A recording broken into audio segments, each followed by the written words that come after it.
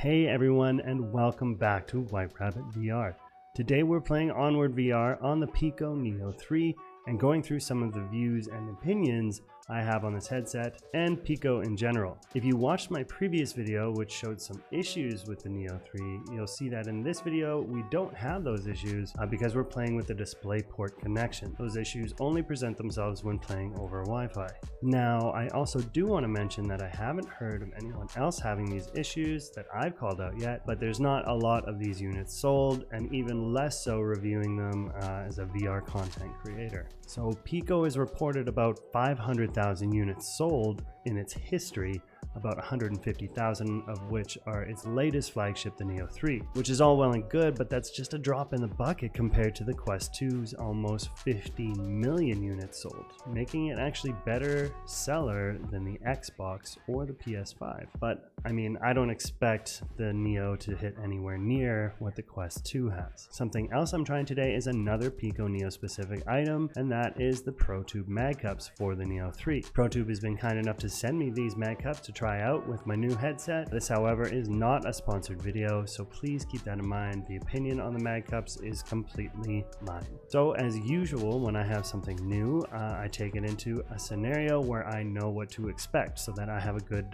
baseline test for it, and that means some onward gameplay. The Neo3 performed moderately well. However, I did notice a lot of visual artifacts when playing, even at 90 Hertz. Actually, just so you know, the Neo3 has 120 Hertz functionality, but this, at least for now, is only on natively played games, so that means direct from the headset. With the DisplayPort tether, I was playing at max setup being 90 Hertz instead of 72, and I still noticed a lot of artifacts. These are kind of the same thing I saw when playing on my Index at 120 Hertz. However, I must say I saw a lot more visual issues with the Neo3 at 90 than I see with the Index at 120. But this is also a unit that's like half the price and is running over a DisplayPort to USB-C cable. It's super usable, but if you're a competition level player, then it's not ideal. There was an update to the Neo3, so I will be checking against the issues I had in the previous video, but that'll be in a future video, as I might have to send my Neo3 back to where I bought it because I've noticed that there's a dead pixel in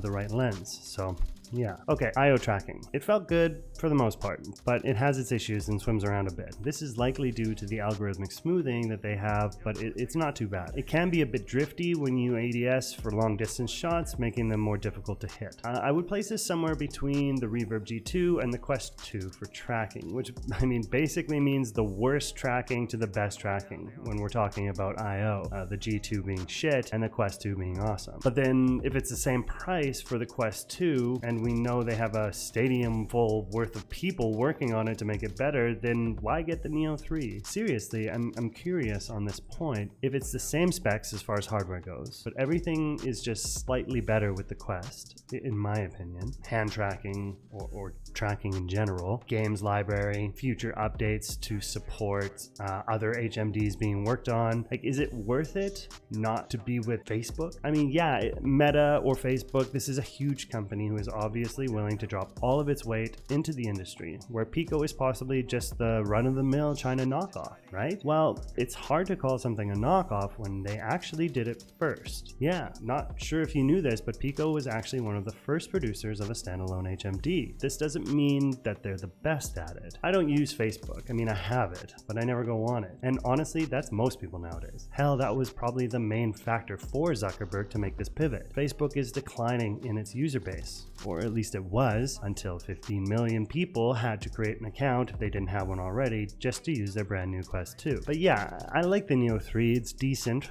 for what it does, and I like the little features it has, like the DisplayPort connection, but it feels cheap, and it'll never have the aftermarket third-party accessories that the Quest 2 has, and it will never have the money backing it up to incentivize game developers to launch on their device. It'll always be an afterthought, at least for the Western market. Or should I never say never? What about the future? Will this be an East versus West scenario like we saw with PlayStation and Xbox? In 5 years from now, will we have a Last of Us or Final Fantasy scenario where people are going to go for the Pico? Honestly, that's Pico's best chance in my opinion. They need exclusives to get past Meta, which means they need their own IP or they need to get lucky because they don't have the deep pockets that Meta has, right? But then again, do they even need it? Why don't we see a lot of mainland China games come to the West? Well, I can think of one big hit in the West that was a game from China, although it was a mobile version of the original, which was made by Bluehole or Krafton, which is actually a Korean company. But this was then heavily invested in by Tencent, which produced the mobile version, which played across the world. I actually lived in China for a year and a half and played the Chinese version there when it first came out, and that game was PUBG, or PlayerUnknown's Battleground. But most Chinese market games don't come to the West because they already have the market there. 1.4 billion people in China. Beat Saber, according to Facebook, has sold 4 million copies across all platforms at about $10 a pop, not including DLC. That's 40 million in sales, and that's worldwide sales. But not in China. There is no Facebook there. It means no Meta, which means no Quest 2. Pico has reportedly sold 500,000 headsets. So even if everyone with a headset bought their knockoff version of Beat Saber, they would have to sell the game at $80 a pop to match Meta, and that's not going to happen. But wait, remember that super tiny company, Tencent, that I mentioned earlier? The one that created TikTok and PUBG Mobile, amongst many other very successful entertainment ventures? Yeah, they bought Pico for $1.4 billion.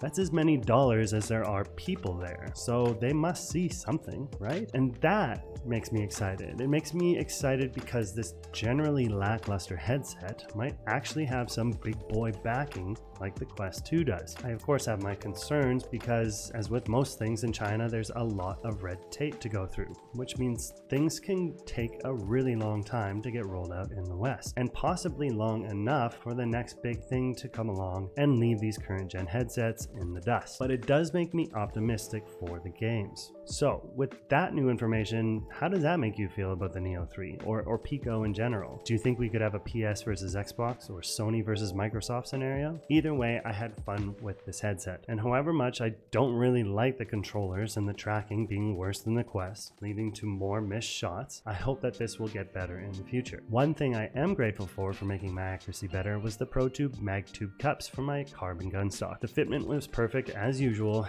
and helped take bad tracking scenario and made it work out. I couldn't play a comp FPS without it and be happy. I will say one thing though, if you are getting ProTube MagTubes, whatever headset you have, get the ProStraps. Seriously, it's a must. I have Magcups for all of my headset controllers, G2, Quest 2, Index, Neo3, and even from my first purchase, I got the ProStraps. This is the only controller I did not have the straps for, and holy shit did I notice. I have my own reasons for this, but I just find it so much easier to have the ProStraps, that I have excellent grip all the time and easy movement when I need it. Like I can throw a grenade and not be worried about throwing my controller, but I can also slip in and out of it whenever I want. Like I have control. Using the Neo3 controller lanyards meant I had to take the controller with me every time I needed my hands, and for someone with ADHD, I need my hands. It seriously fucked me up not being able to slip my hands in and out and do whatever. And this obviously may not be a problem for you, but having that flexibility and control is 100% the best thing for me. Get the ProStraps. And actually, if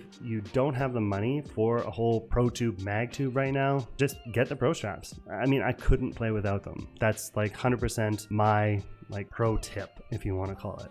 So as I said, this is not a sponsored video, but if you do want to pick up some ProTube hardware, please use my affiliate link to do so. I do not make any money off this video, and there's no sponsorship or anything, just like from reviewing this product, but if you do purchase from my affiliate link, I do. But honestly, I don't care about making money off this. I'm happy if you do it without the link, and you just have a better experience in VR by using this product.